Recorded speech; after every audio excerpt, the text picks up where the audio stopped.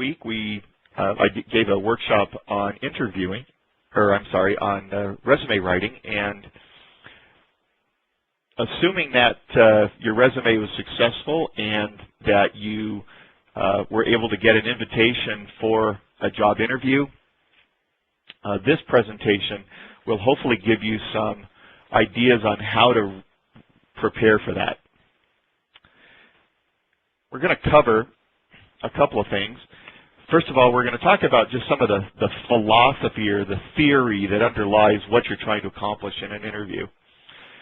Then we're going to talk specifically about behavioral interview questions. These are a particular type of question that's becoming more common.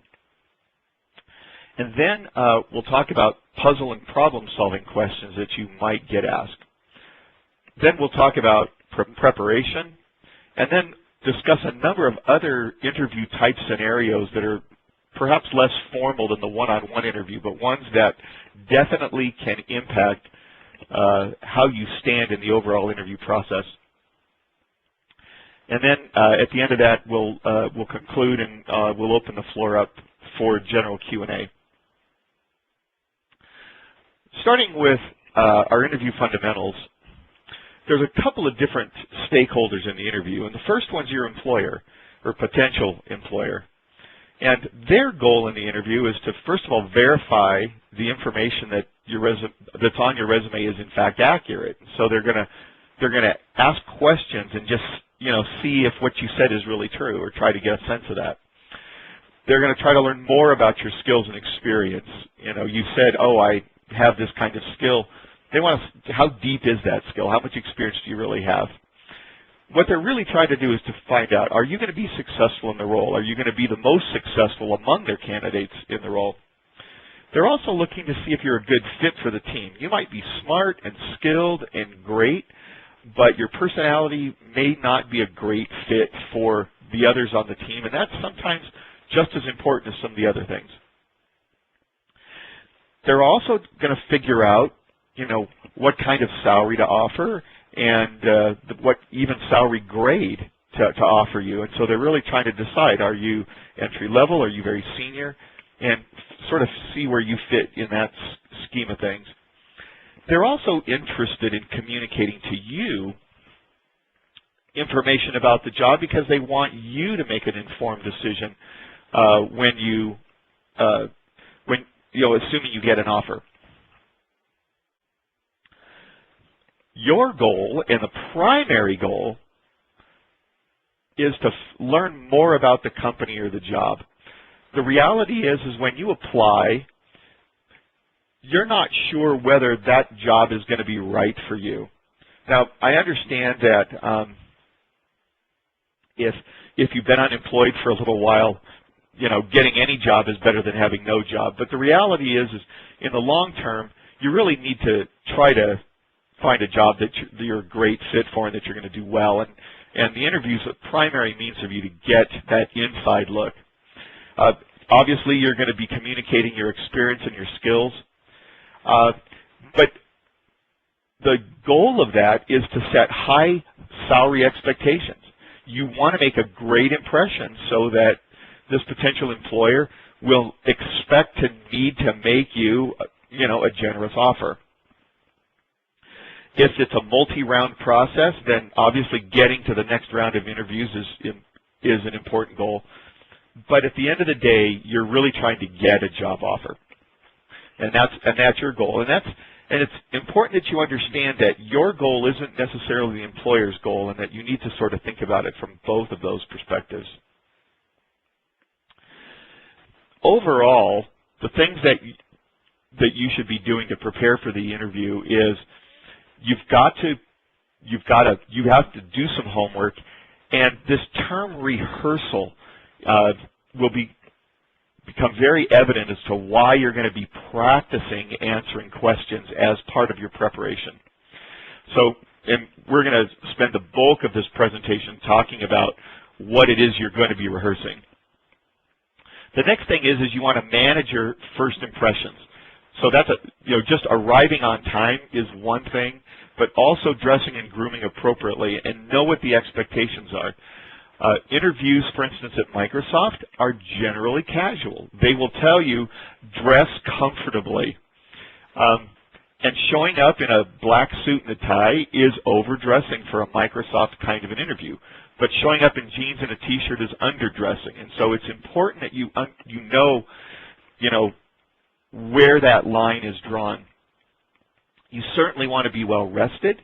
You don't want to be up all night because you really do need to be at your physical best. Interviews are about being truthful. They really are. It's not about exaggerating or trying to force or create a false impression. It's really about creating an accurate impression, because it's really important that both you and your potential employer are making decisions based on accurate information. You want to bring evidence. If you've done good things that you would really think would be important to talk about in that interview, then be prepared to prove it, which means if you've got done prior work, if you can bring copies of web pages that you've created or screen prints or specifications that you've written that are not proprietary, if you've gotten letters of recommendation, if you've gotten awards or been awarded, Employee of the Year, and you've got a copy of the citation or the letter, you want to bring those kinds of things. And the last bit of information is that the interview process should be a learning process for you. And if you, assuming you have multiple interviews at a company, you really do need to learn from that first interview and apply that learning in the next interview that you have with that company, because you are getting information about the company. And so you should be smarter in your answers. You should be able to tailor your answers to be more aligned with what you've learned about the company and the job. And so learning and applying that learning is important. And quite frankly, Microsoft looks for that. If you've already been through a round of interviews, we really don't expect you to ask simple, basic questions that you should have learned in the first round. And so we're looking for that, and that's an important philosophy of interviewing, is learning during each interview and applying it. The typical interview, we've all been through these, but I just like to provide this framework because it helps us go forward with this presentation. The reality is some interviews are very different than this, and there's no way to predict, but if you're prepared for this framework, you'll be prepared for 90% of what you'll face in the interview process. The first part is the introduction, or the tell me about yourself. They may not ask that question specifically, but it's definitely a sort of a get to know you part of the interview. Then there's potentially a review of your resume or your work history. It may not use the resume as the agenda. They may put that aside and just ask you to talk about your work, but that's going to be typically the next part. And then they're going to move into a section where they're going to try to discover information about you that there's no evidence for it on your resume. This could involve behavioral questions or problem-solving questions or even puzzle questions. We'll talk specifically about what those questions look like, how to prepare for those in a moment. And then the last will almost always be a section of the interview where they say, do you have any questions for me? And this is just as important as a section as any of these other sections. And we'll address how to prepare for that part of the interview also. So let's talk about this opening section. If you get asked the question, tell me about yourself, be really careful. This question is a trap, or it can be a trap anyway, because it invites you to tell things that they can't legally ask you. You're certainly not expected to reveal that, but a lot of times unprepared candidates will just launch into a 5 or 10 minute one-person monologue that reveals all kinds of information, not all of which is the most complimentary. So you want to really think about this as a formal part of the interview and that one that you should be prepared for. Quite frankly, I think of this as something that you should be able to answer in 30, 60, or 90 seconds, and that it's a rehearsed response. I suggest that you have some kind of a intro that sums you up as a person. You talk about yourself and your career evolution and how that sort of, has brought you to where you are today, and then talk about what your expectations are for the future and how this job fits into your big life goals. I know that's just very vague in general, but quite frankly, you should actually write 2 or 3 of these, because there's a number of perspectives that you should, that you can think about yourself, and you'll sort of get a sense of when you're sitting there in front of the person as to which one may potentially be the best one. On this slide, I'm not going to read this, but this is one that I just came up with for this presentation that I think is a pretty good summary of who I am, and one that would be appropriate for the role that I'm in right now at my job at Microsoft. And so I have no other way to coach you other than the fact to think about this, but it should fit on a PowerPoint slide like this, and this particular question takes about 45 minutes or 45 seconds for me to read. So this is just about the right length for a tell me about yourself. Some recruiters or career advisors will call this your elevator pitch. My suggestion is you actually write several of these and be prepared and practice saying them. You don't want it to come off memorized, but you want to be able to say this very fluidly, and this way it completely avoids bringing up anything inappropriate and keeps this conversation focused exactly on where it is, and that's your strengths.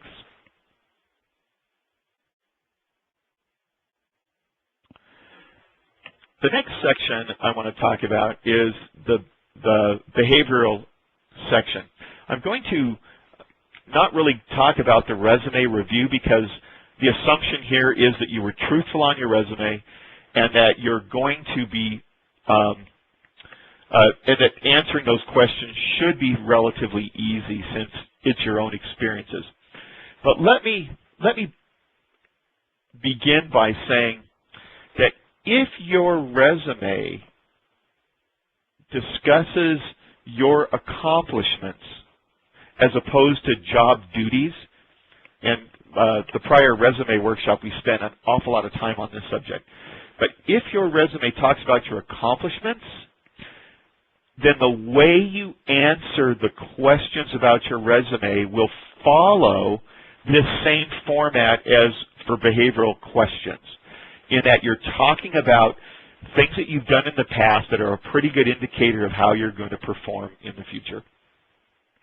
So think about how you would, this line of questioning refers to just a review of your history, more or less. So what is a behavioral question? First of all, let me just say that this type of question is used by a lot of large companies. I had to answer several of these at Microsoft, and I know that a lot of consulting firms and a lot of high-tech firms are increasingly using this. The assumption is that how you performed in the past is a pretty good indicator of how you're going to perform in the future. This is different than the what would you do in this sort of situation, which is a hypothetical situation. People are really good at just making up answers that sound good for those, and they're not a good predictor of how you're going to perform in reality. But asking how you have really performed in the past is thought to be a much better indicator. And so they're going to ask you to tell stories of situations you've faced in the past. And this is something that you absolutely, if you're not prepared to do, it can really sort of surprise you and set you back, and you're going to say, ooh, let me think about that. And now you've got 30 seconds of dead air while you're trying to think of an answer that are uncomfortable for you and the interviewer. When you're asked a behavioral question, saying, I've never faced a situation like that is really a wrong answer, because it assumes well, you just don't have very many experiences, or you don't have a good memory. Or also saying, well, I've never faced that, but here's what I would do, is also considered an incorrect answer, because you don't have, once again, you're saying, I don't have any valuable experience. I've never been in truly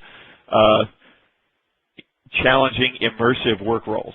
And so you really don't want to give that impression. And that's why preparing for these is so important. So what is a desirable behavior? We're talking about these behaviors. It's things like being creative, being good with customers, being able to manage upward and challenge management, not just be a yes man or a yes woman. Being able to work independently and be counted on to deliver even though somebody's not looking over your shoulder. Being able to work well with a team, particularly a diverse team of people who don't think like you or come from the same cultural background. Not being afraid to say no. Being ethical. Being able to make personal sacrifices, including your time and being able to work late and things for important goals.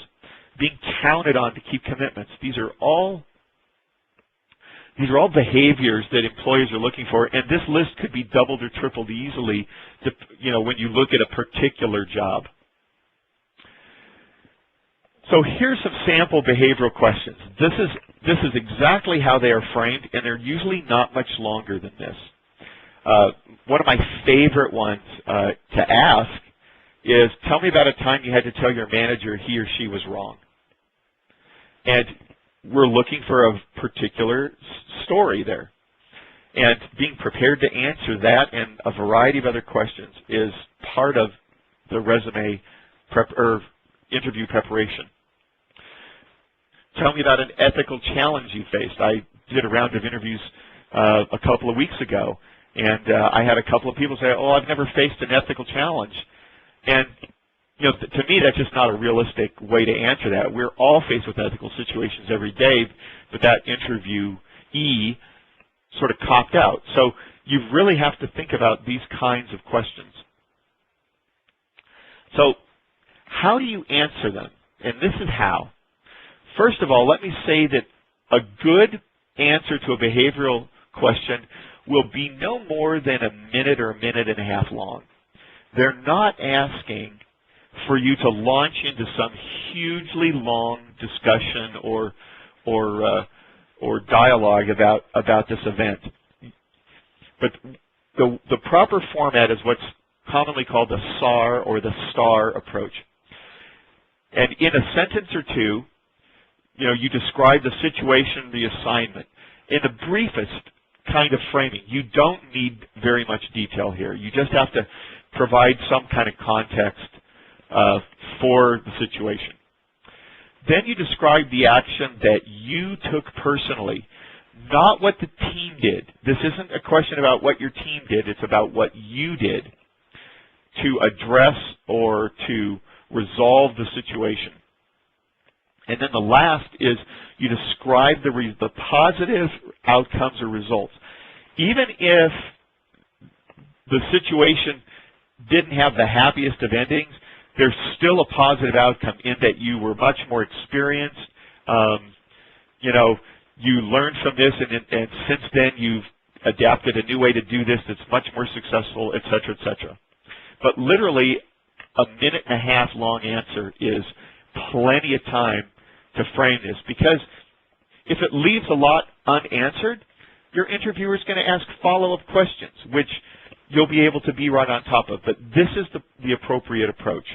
So here is an example. This example is just a little bit short, but maybe only 5 to 10 seconds short, just because I'd probably be a little richer in how I describe each one of these things. So I'll actually read this for those that are on audio. I was asked to join an in-house software development team that had been trying to build a software system for 2 years with little success and little progress.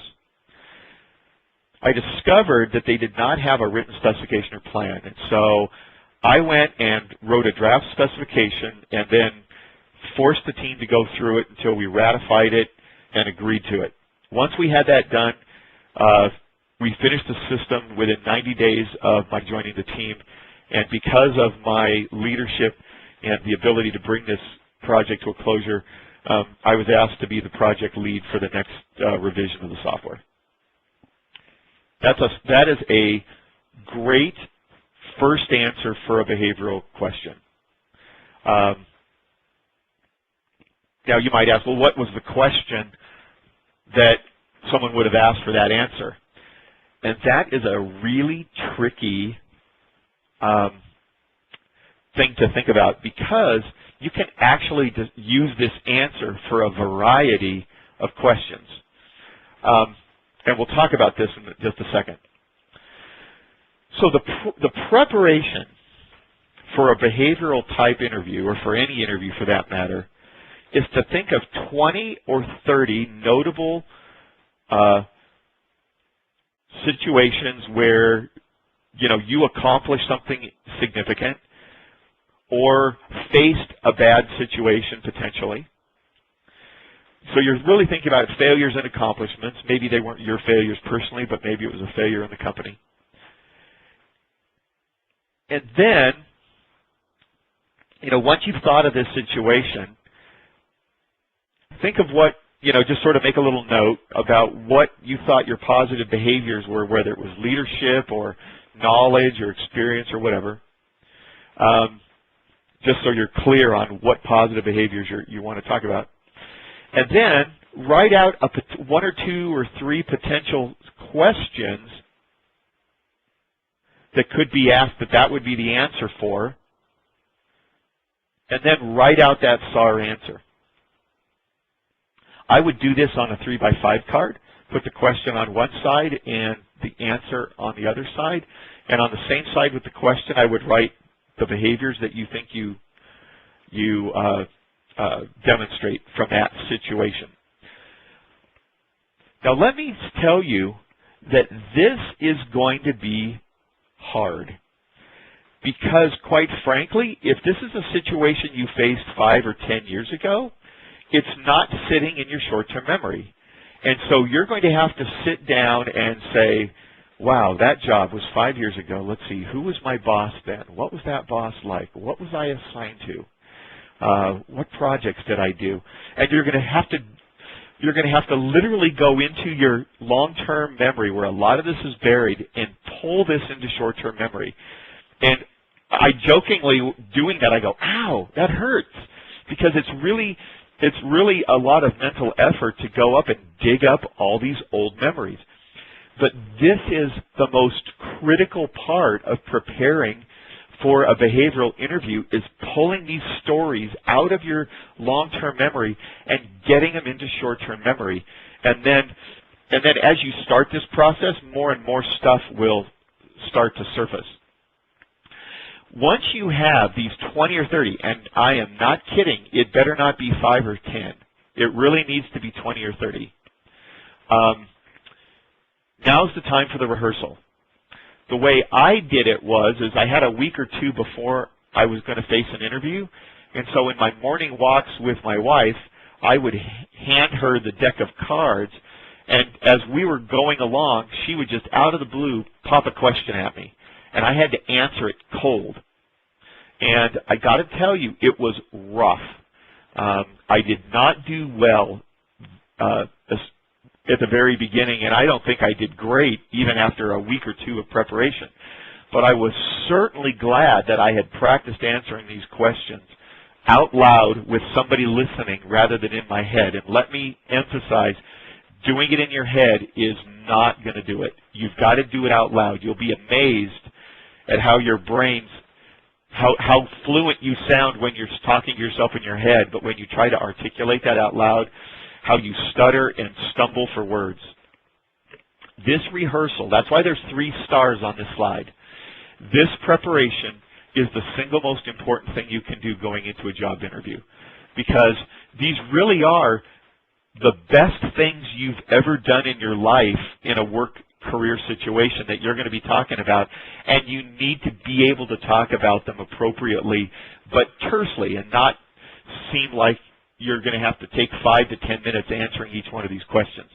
A lot of interviews, you're going to get 30 to 45 minutes. And if it takes you 10 minutes to answer one of these questions, you're not going to have a chance to really show all the good things that you're able to do. So this slide, 3 stars, is the most important slide in the deck in terms of your preparation. Now, the fact is some stories are better than others. In other words, there was more at stake, more on the line. You had larger impact, larger results. It was a bigger award. You made a bigger sacrifice, but the reward was worth it. You saved the day. No one was able to do what you were able to do. You stopped some disaster from happening. A lot of people were positively impacted, or that you really stepped up and showed a lot of integrity. These are just examples of what makes a great story, and some of your stories are going to be better than others. The trick is, the interview is sort of like a poker game. Let me see what my next slide here is. In that you're never sure whether you're going to get a question later where this particular story would be a better answer or not. So you just kind of have to gauge how appropriate a particular story is for a question that you're being asked. And the reality is you can really spin stories because every story demonstrates a lot of different behaviors. Your ability to be a team, your ability to be creative, your ability to be a problem solver. You know, any story has a variety of those, and you can spin it to answer that. But knowing which story to tell is really part of the strategy, and it's actually it's really the most game part of an interview. And it's, if you're competitive at all, this is, the exciting part is trying to outguess the interviewer and be able to trump every question he's asking with a totally good story. Also, knowing how long the interview is really appropriate there too, because if you're in a 30-minute interview, you really know to use your best stories because you're only going to have 10 or 15 minutes for this section. If it's an hour interview, you might want to hold your better stories until a little later in the interview so it ends on a higher note. So this is all part of the strategy of that, and having some sense of the pacing and the kind of stories that you have to tell and the questions that are being answered is really an important part of that strategy.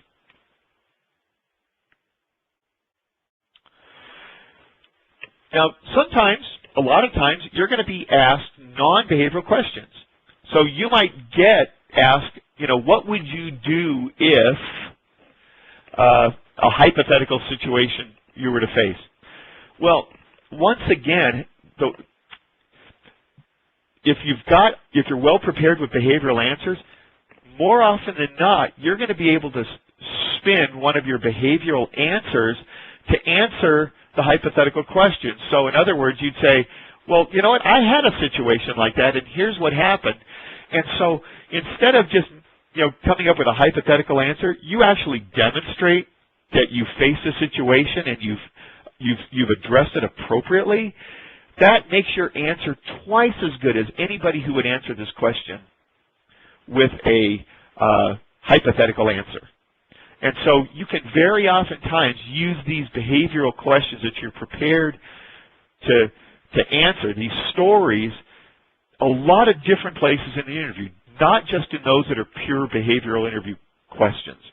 And so that's why this section, this level of preparation, is so critical to you having a control over how well the interview goes.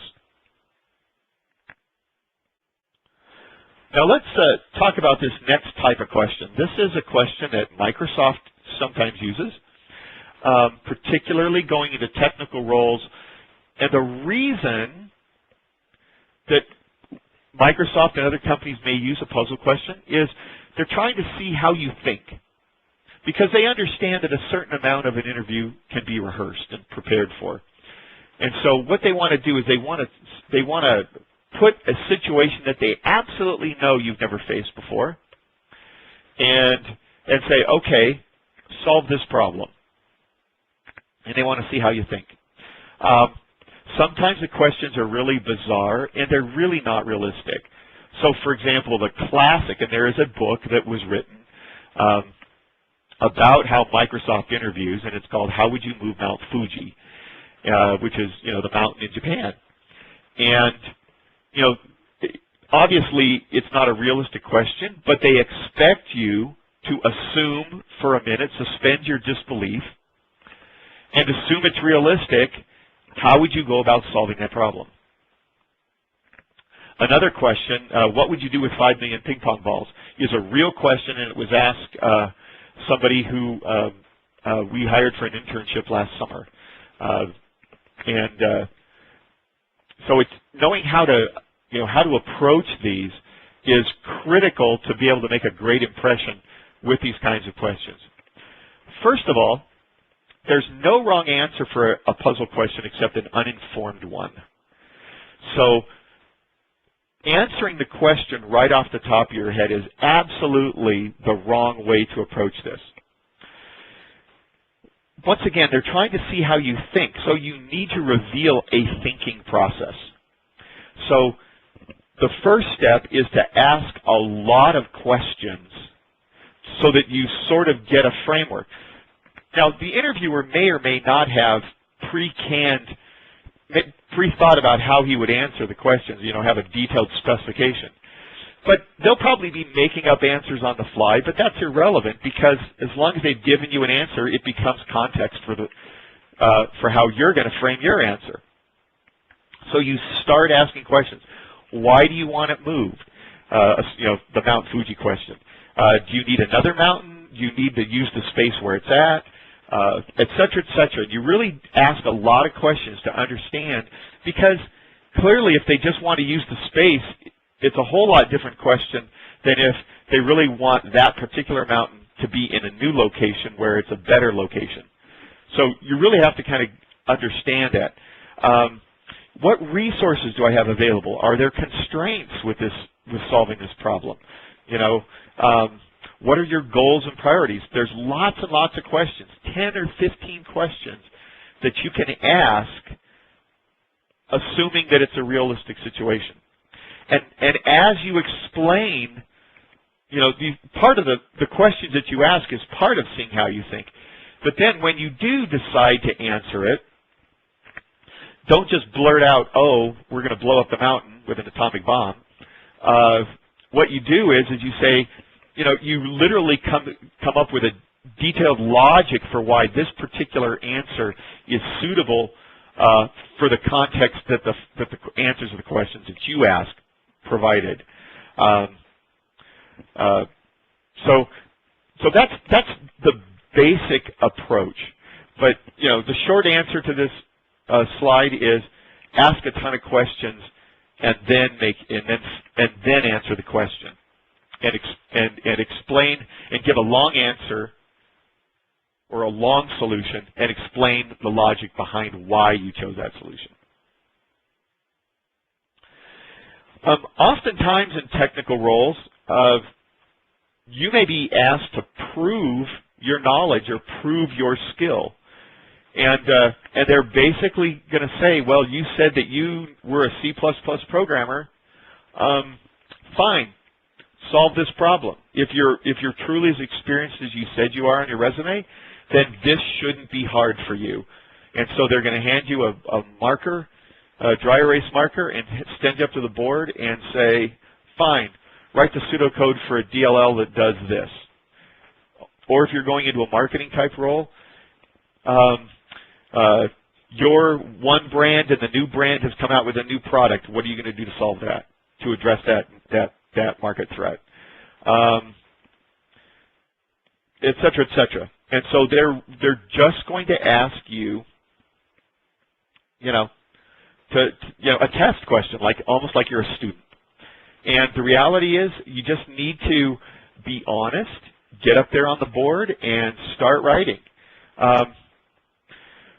Generally, they're not going to ask you a question that you haven't had to claim knowledge of. So if you were misleading on your resume and you can't answer the question, the interview's basically over. And you would be surprised how many people think that they're not going to get asked or challenged on stuff on their resume. And I know at Microsoft we catch people frequently in the early rounds of interviews who claim to have knowledge of stuff that they don't, or they say, oh, I've got a lot of experience with this, and they took a class or did a chapter in a book, and they don't have deep knowledge, and they flunk out of this piece. But certain types of questions, ask a lot of questions if the parameters are not clear. Once again, it's completely okay for you to get clarifying. They don't expect you to be, a mind reader, but if there's anything that's not clear, by all means get a clarification.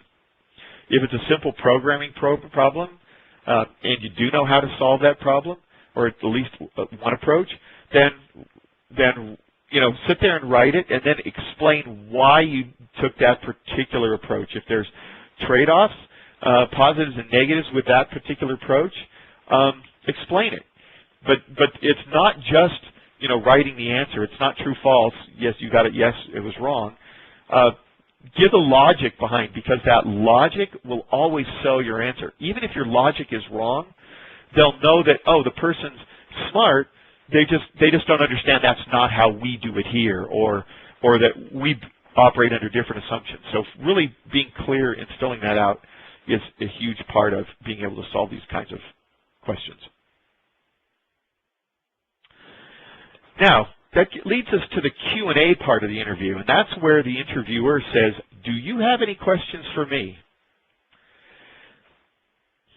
The answer is absolutely yes, because looking at a job listing, you don't have any real insight as to what the nature of the job is.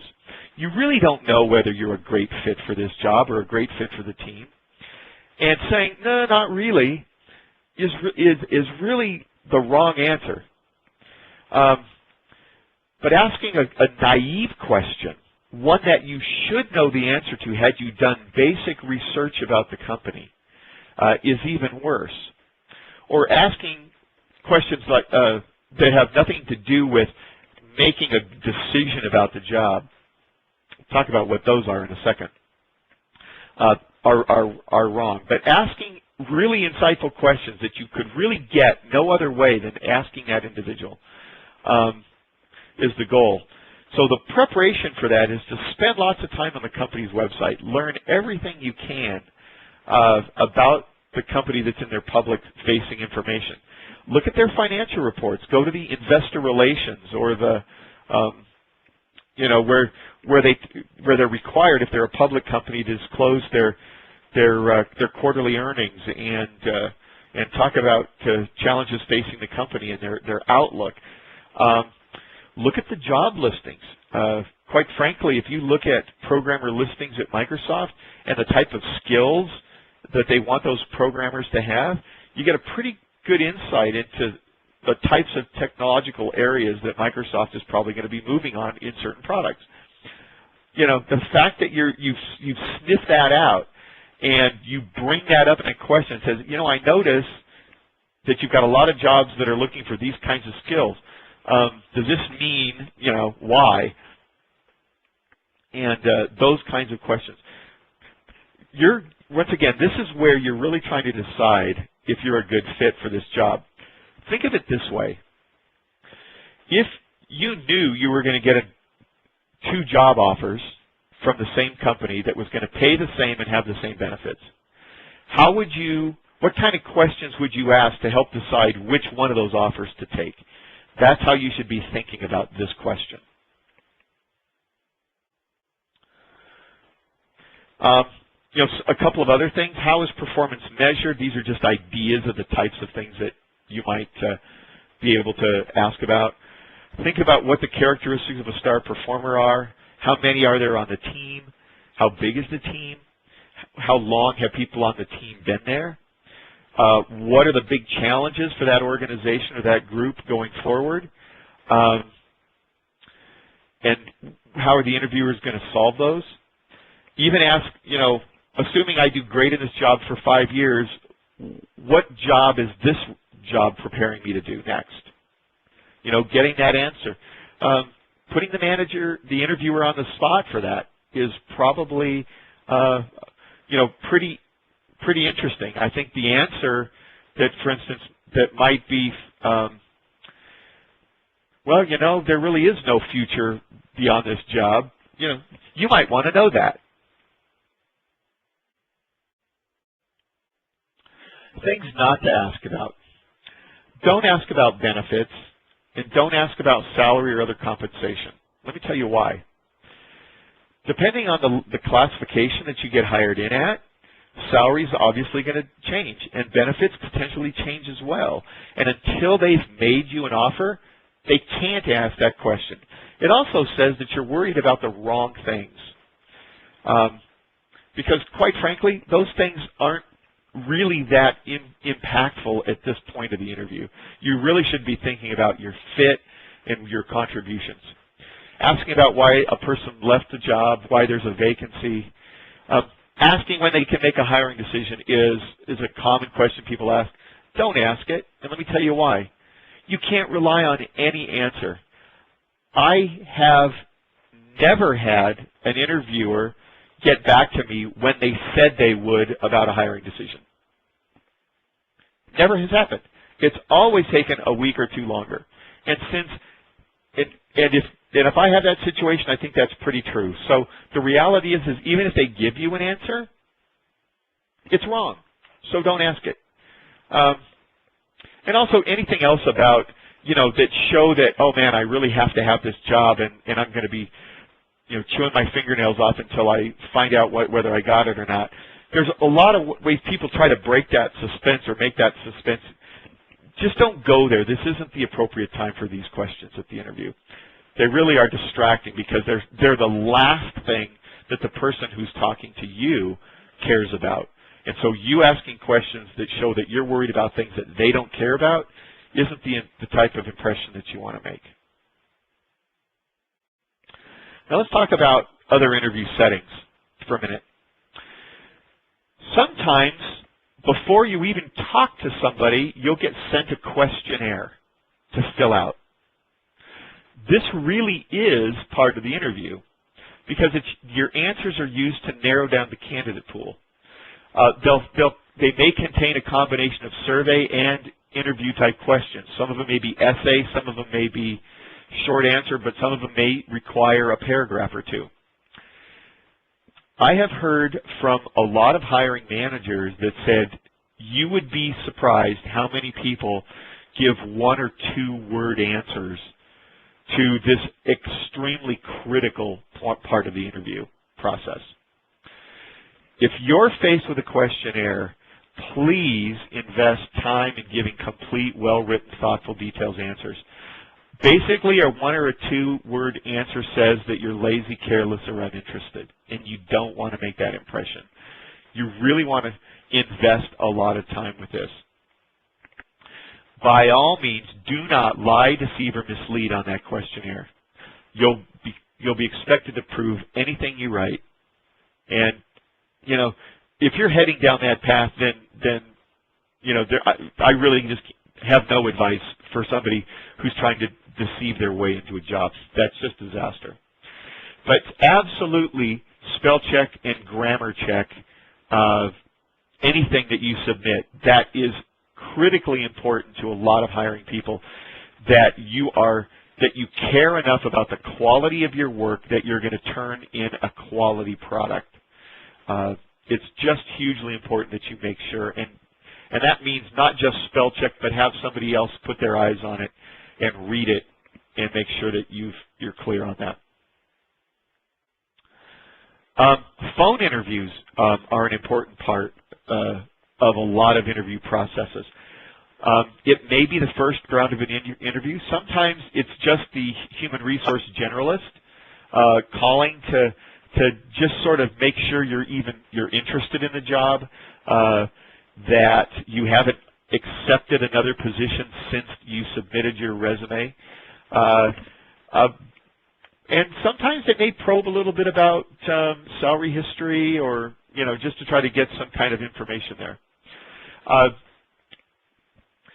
Sometimes you may get an email asking you to schedule a time for the phone interview. It may not be a cold call, but you need to be just as prepared for that phone interview as an in-person interview.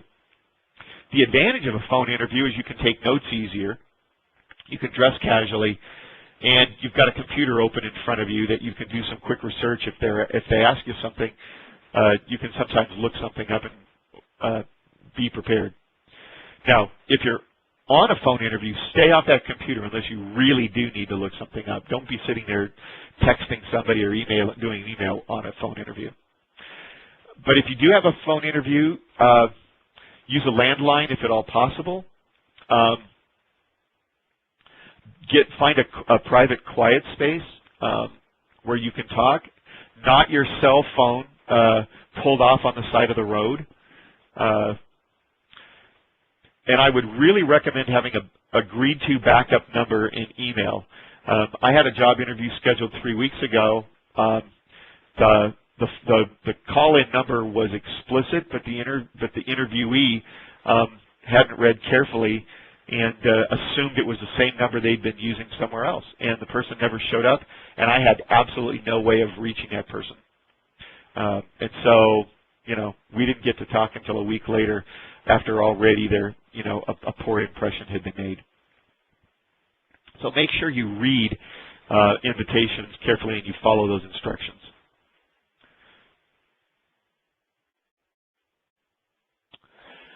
Another type of interview setting that you might have is what's called the meet and greet, and this is sort of the cocktail reception. Maybe there's a company rep coming to a career center or a school or somewhere, or the company's having an open house and potential job candidates can come and meet some of the interviewers.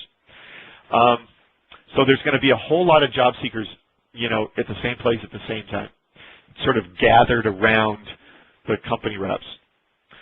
Your goal at a meet and greet is to make a great first impression and to get inside information about the job. It's a prep for a live interview. But a critical part of this is to not monopolize interviewers' time.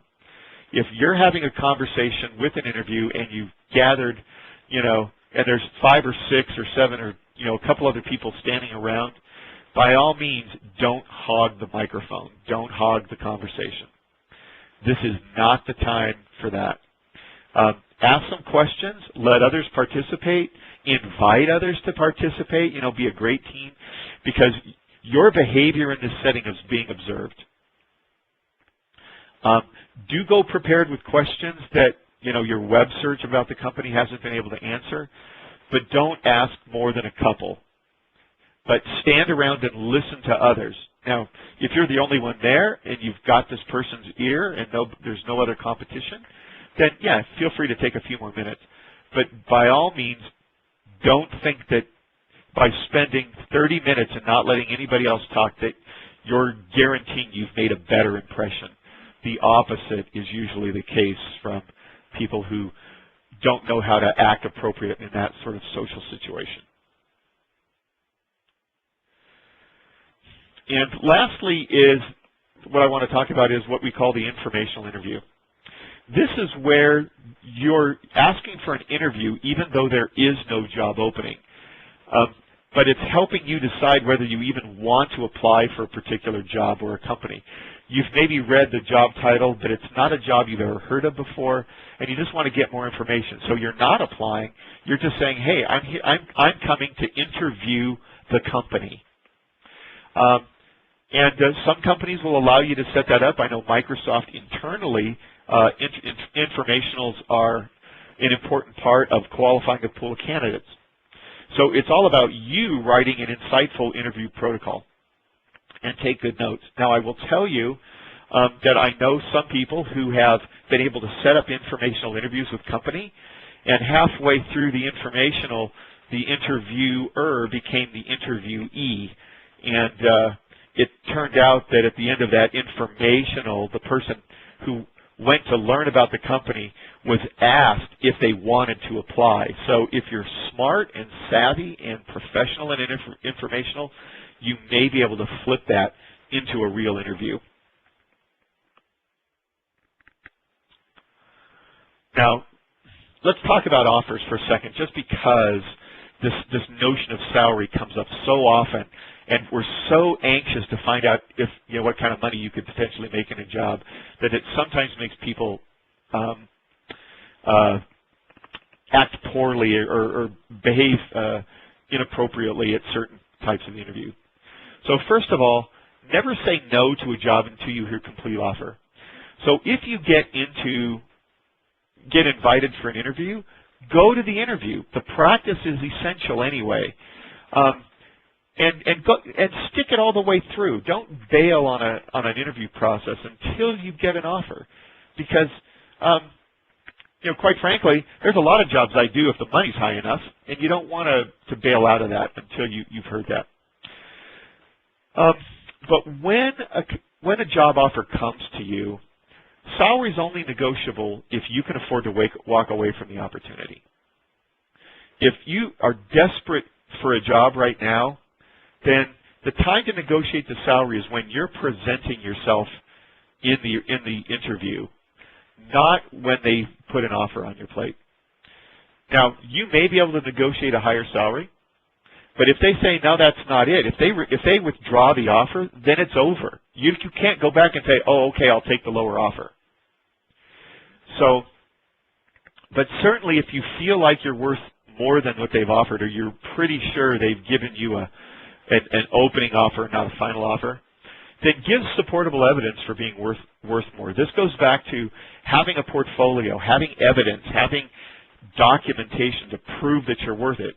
But you better do your homework, and just because you got an offer that's lower than you expect doesn't mean it's a bad offer.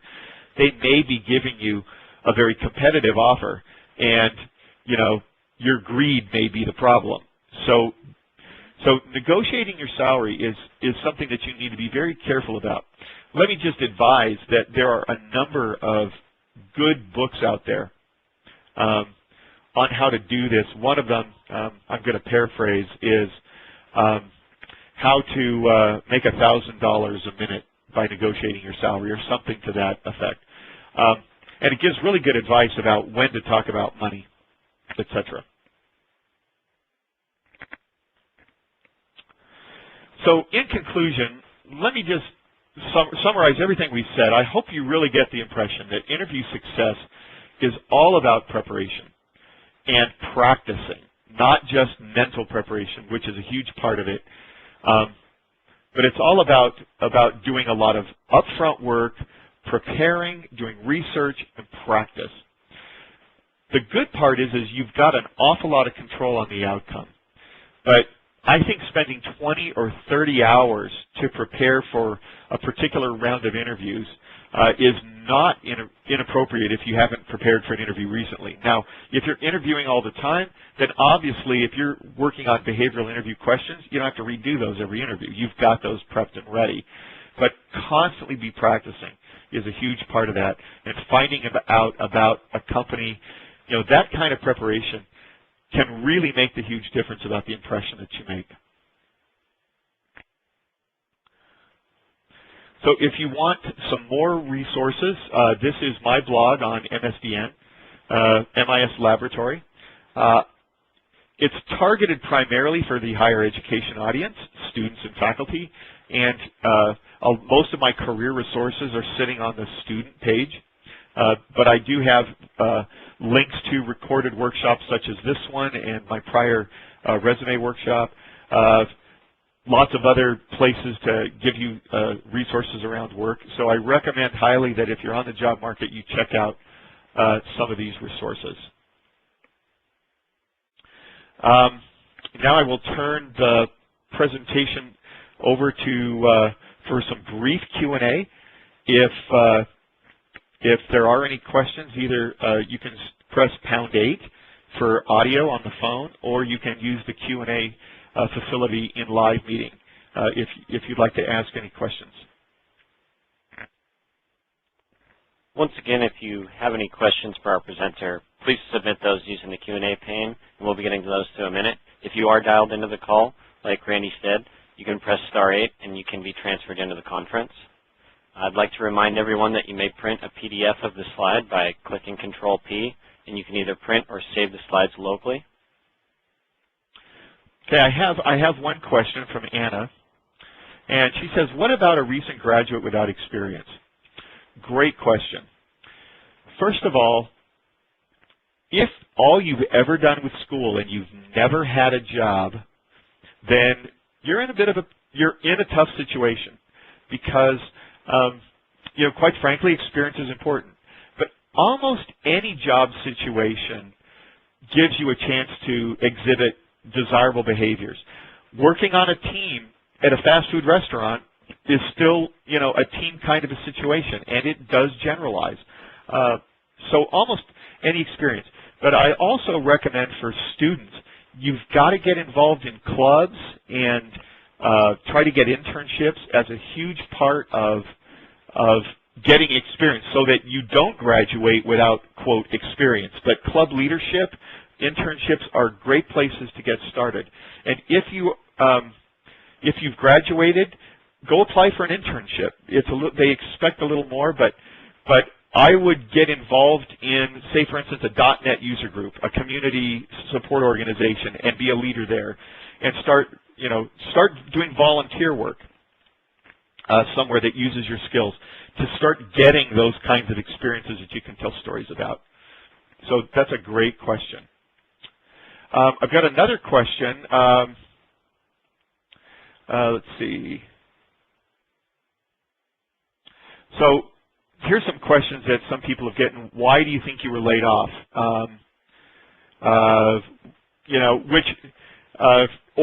And questions around that. So if a person was laid off, I think that those are very tricky questions to answer. And let me just say that being honest about your skills relative to the others that you're working with. So let me just tell you some things so if you were the newest hired and more senior people were kept, great, answer that question. If you, in fact, weren't being as strategic about working as hard as others, I'm not quite sure how to answer that. I would probably try to avoid answering it. I mean, the fact is if you screwed up, it's the same thing as why did you get fired from your job for cause? What are you going to do about that? At some point in time, you manage that. So that's a tough one. So how to elegantly answer these kinds of questions? Once again, I think rehearsal is huge. I think you really need to let me give you this kind of advice, because without actually sitting down and spending 5 or 10 minutes of thinking of this, which I don't want to do on this call, I'm not going to do that. But I'd really ask some managers what they would think would be acceptable answers, and then practice answering that in a good way. But this is definitely the types of thing that you want to practice. And let me say, if there is anything else about your previous employment history that is particularly problematic, let's say you've got a 2-year, you've been laid off for 2 years, bad market, whatever. How come you haven't done anything in 2 years? Why haven't you done volunteer work? Why aren't you part of a club? Those are all things you need to think about and have an answer for. Hey, I went back to school. And if you aren't doing anything, once again, there aren't great answers for things that for mistakes that you've made. And you may need to admit that and then talk about how you've learned from that experience. If you're underqualified, you can say, I was less qualified than others, but I've gone back to school to fix that, et cetera. So that's a short answer for that. Let's see. Here's another question. Barbara said, I've been told you never want to accept the first offer. You'll be leaving money on the table. What's my opinion? My opinion is, and I was a professional negotiator for Northrop Grumman Corporation for years, so I understand how this works. That's not always true. I have on several occasions been made very generous offers from companies I had a notion of what I was worth, and the company came in with a generous offer, I wasn't, it wasn't about leaving money on the table. It was about me being grateful for a great offer and an opportunity to work for the company. And I just said, I got nothing to say. Thank you. Yes, I accept. And so it's not a win or lose. It's really up to you. If you have a sense of what you're worth, if you really know what the market is paying, and you really feel like this is an inappropriate salary, then you need to say that. I was working with a job candidate the other week who has lots and lots of very relevant experience, and the company gave him a lowball answer, or a lowball offer. It was very, very low. It was not competitive. It was less than the person's currently making. And he came back and said, you know what, this really doesn't work. And he explained, I've got all this skill. I've got, this is what I'm currently making, and you came in under that. I can't accept that. And they said, okay, thanks. And that was the end of it. They withdrew their offer, and the opportunity was left. So, that goes back to that question. As I said, when you negotiate, you better be if you counter, you better feel that you'd walk if that was the money. So let me just say that. But I don't think you should negotiate just just because. I don't think a lot of companies are willing to play a game. I know HR people don't have time to play games. They don't really like people to think that the salary negotiation is a game. Most HR people are pretty smart, and they're going to say, this is really what we think you're worth. And I think you need to be prepared to understand that. Once again, negotiating your salary is something that you do before the offer comes in how you conduct yourself during the interview.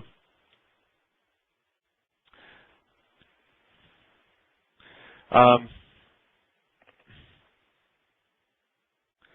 do I know? So I have another question. How do I know what salary to expect based on which company I'm going to interview so that I don't get the offer as the budget for the very position that was less than what I have asked? Once again, this is a tough one, and I don't want to really. Salary offer negotiations are very tricky. I think you need to try to find out how a company pays, and recruiters can help you with that. If you've got a college degree, then by the way, let me just tell you that your college career center, generally they all will help alumni, so you can get help with interview preparation and mock interviewing and all that stuff through your campus career center, and very oftentimes they will have that. You can also go online and do salary surveys. Salary.com has a lot of salary ranges, as does Indeed.com. Once again, I really recommend going to a library or an online bookseller and getting some books on salary negotiation. You'll get some good advice, but at the end of the day, I think that going into a salary negotiation like you're negotiating for an automobile is a mistake. I think you need to know what your lowest acceptable price is, and if it comes in above that, you say yes, unless there's other parts of the offer that are unacceptable. Try to negotiate more than salary. Can you telecommute, save money on commuting? Can you, can you get tuition reimbursement to take more school classes? There's other ways to increase the value in an offer rather than just trying to get more money.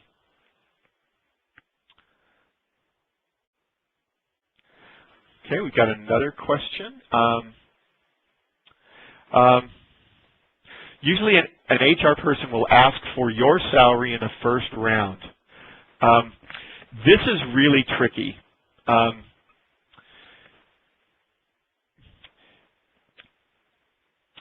going to say that I'm going to give you advice that I don't usually follow myself, because I just sometimes don't feel that it's that it's the right thing to do, or it's kind of a sense of how upfront or upright a company is. If I know it's a really ethical company, then I'm less concerned about answering that question. But when they say if they ask you for your salary, if they ask for what you're asking for, basically I would qualify it by saying, well, I don't understand the nature, a lot about the job yet, so I'm a little hesitant to reply. But I did basically take what your last position was, add 15 to 20%, and then make that as the lower end of your range, and then, make your range 10 that and 10% higher. If they come in under that, oh well. But if they ask what you made before, I would really tell them. I said, I'd push back and say, why do you need to know that? I'd say, is that really necessary for you to know that? And then they say, well, yeah, I really need to know that. I said, are you making me an offer? And they say, no. I said, well, let's defer compensation until we both understand each other better and see how that goes. If they really, really insist, then basically take what you made last and add 10%. But that's a tough one. I don't like to. I really want to get in a position not to have to deceive or mislead during a job interview, and misleading about what you made in the past. I don't think is a good idea either.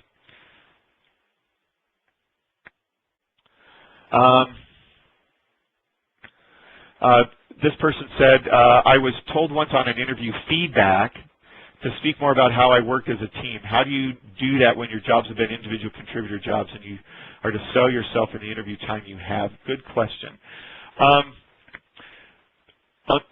Very few jobs are truly individual contributor.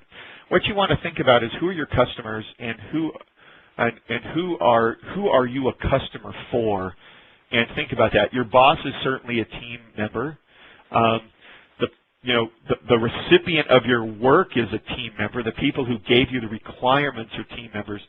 And I think that having relationships with them or talking about the relationships we have with them are a team member.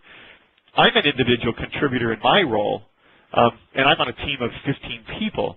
I'm the only person within 1,500 miles of me. My boss is in Chicago. I'm in Denver, Colorado. But I mentor people. When I come up with a solution to a situation I'm facing, I share it with others. There's lots of ways you can be a team, even though your individual assignment I don't have 3 people working on the tasks that I do. And quite frankly, I've gotten recognition from my organization, awards as it were, because of my teamwork, even though I'm an individual contributor, because I help a lot of other people be successful in my role. So you might want to think about it that way.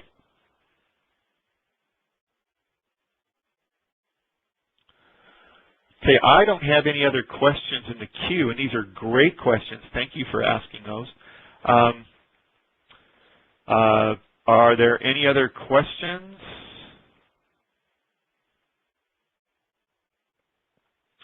All right, I will turn the time over to Drew. Let me just let me just make an appeal to you. If you are on this call, you're going to be given a chance to fill out a survey, and I really would appreciate it if you take a few more moments and fill that out, particularly if you have any particular comments, good or bad, in the text where you can write your own comment. Really appreciate hearing from a lot of you on the call. So thank you so much, and I will turn this back over to Drew.